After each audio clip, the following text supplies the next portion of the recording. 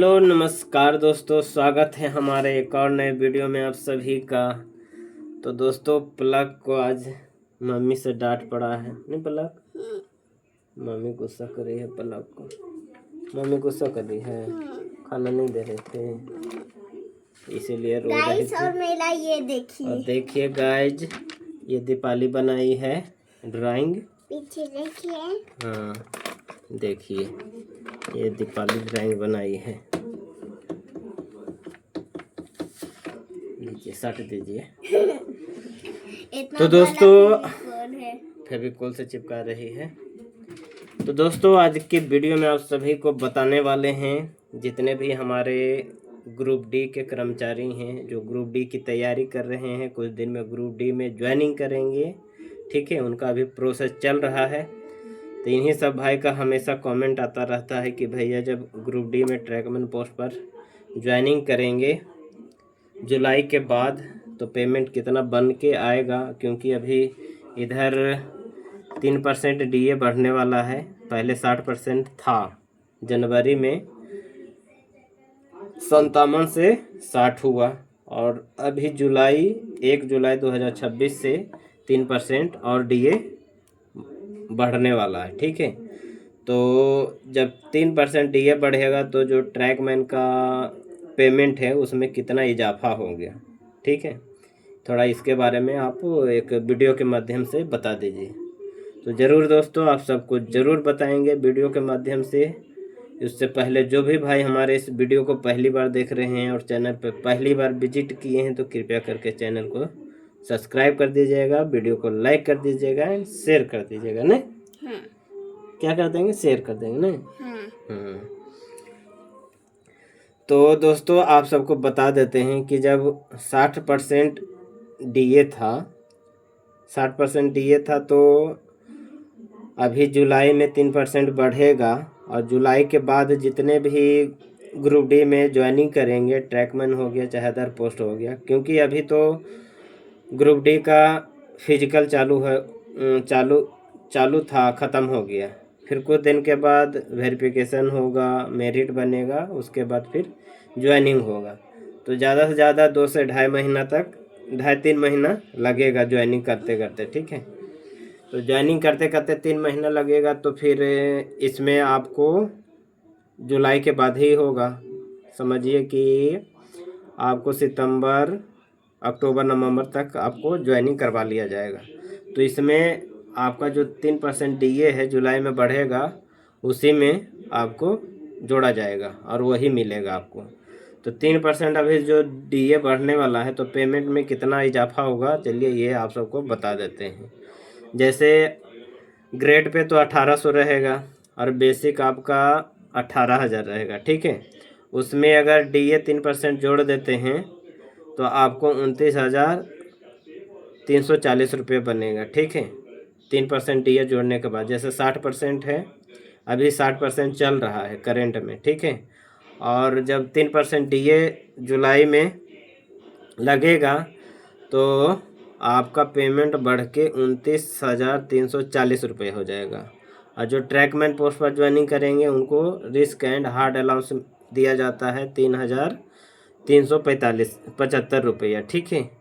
Risk allowance हो गया। Transport allowance आप सबको बता देते हैं, एक अनुमान के तौर पर 2400 रुपये, क्योंकि ये बेसिक पर जो बेसिक रहता है उसके आधार पर ट्रांसपोर्ट अलाउंस दिया जाता है, ठीक है।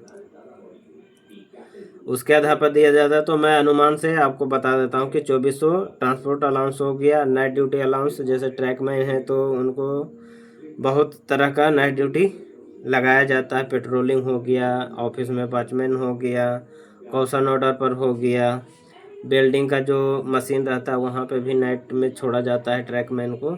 तो उस तरह से महीने में 1100-1200 रुपया बन जाता है, ठीक है। तो समझिए कि 1100 रुपया नाइट ड्यूटी अलाउंस हो गया। बाकी एचआरए हो गया। तो एचआरए का आप देखिएगा, जैसे बड़ा सिटी रहता है तो उसमें 30% एचआरए दिया जाता है, आपका जो बेसिक है उसके हिसाब से, ठीक है, 30%। और उससे छोटा सिटी हुआ, मार्केट जैसा रहा तो 20% देता है, और छोटा मोटा हॉल्ट जैसे छोटा गांव जैसा स्टेशन रहता है तो वहाँ पे 10% DA दिया जाता है। तो 10% के हिसाब से 180 रुपया हुआ, ठीक है। और बाकी जो ट्रैकमैन हैं वो नाइट ड्यूटी के लिए भी जाते हैं। नाइट ड्यूटी के लिए जैसे नाइट ड्यूटी के लिए तो जाइबे करते हैं, लेकिन जो ट्रैकमैन हैं उनको टीए भी बनता है, ठीक है। ट्रेवलिंग अलाउंस, ठीक है। तो टीए जैसे बड़ा स्टेशन रहा, बड़ा यार्ड में अगर आपका ड्यूटी लगा है तो ज़्यादातर टीए नहीं बनता है। छोटा स्टेशन जैसे हॉल्ट हो गया, छोटा स्टेशन हुआ, तो वहाँ पे जो ट्रैकमैन हैं उनको 30-40 किलोमीटर डेली अप डाउन करता है, तो उस वजह से उनको टीए महीने में 8-9 हज़ार बन जाता है, ठीक है।